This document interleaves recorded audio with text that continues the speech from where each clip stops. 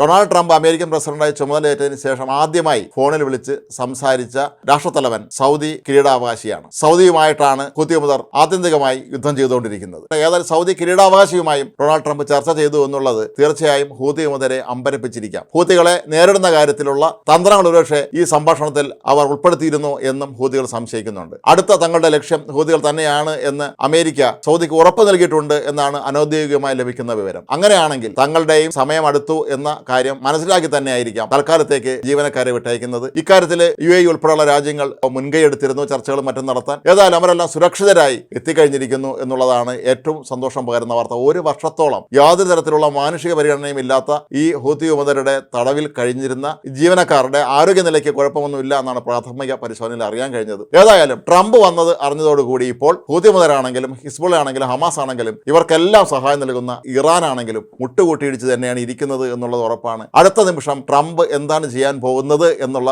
ഉത്കണ്ഠയിൽ തന്നെയാണ് അവർ. അതിന്റെ കൂടി ഫലമായിട്ടാണ് ഇപ്പോൾ ഈ കപ്പലിലെ ജീവനക്കാരെ വിട്ടയച്ചത് എന്ന് 100% ഉറപ്പാണ്.